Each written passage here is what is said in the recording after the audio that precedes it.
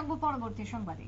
রাজ্যে কর্মসংস্থান, আইন শৃঙ্খলা প্রতিষ্ঠা সহ একাধিক দাবিকে সামনে রেখে ডিওয়াইএফআই এর পক্ষ থেকে আজকে সভার আয়োজন এবং তার আগে হয় পদযাত্রা। যদিও ডিওয়াইএফআই কৈলাসহর মহকুমা কমিটির পক্ষ থেকে আজকের এই বিশেষ আয়োজন উপস্থিত ছিলেন ডিওয়াইএফআই রাজ্য কমিটির সম্পাদক নবারুণ দেব, ছিলেন সভাপতি পলাশ ভৌমিক। কি বক্তব্য উঠে এসেছে নবারুণ দেবের, শুনুন।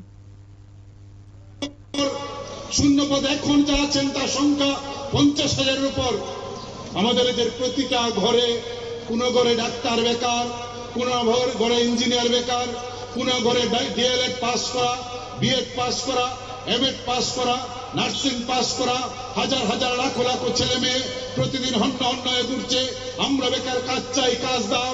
সরকার বলছেন না, কাজ দেওয়া যাবে না। আমার আপনার ঘরে যারা এখানে আমাদের কথা মাইক দিয়ে শুনছেন, দূর থেকে যদি বিজেপি করেন, কোন বন্ধু শুনে থাকেন, আপনাকে আমরা জিজ্ঞেস করতে চাই অত্যন্ত বিনয়ের সঙ্গে যে আপনার ঘরে যদি একটা সন্তান থাকে 1, 2, 3, 4, 5 কিংবা কলেজ বিশ্ববিদ্যালয়ে পড়ে, বাড়ি থেকে একবার জিজ্ঞেস করুন যে তুই যে প্রতিদিন স্কুলে যাচ্ছিস, সকাল কিংবা দুপুরে স্কুলে কয়টা ক্লাস হয়? আগরতলা শিশু বিহার হোক আর নেতাজি আর আপনাদের এখানের নিবেদিতা স্কুল, আপনি একবার খবর নিয়ে দেখুন আপনার ঘরের ছেলেটা যে স্কুলে পড়ছে, এই স্কুলে প্রতিদিন 5টা ক্লাস হওয়ার কথা, প্রতিদিন 2টার বেশি ক্লাস হচ্ছে না। কারণ আপনারা শুনলেন নবরুণ দেবের বক্তব্য।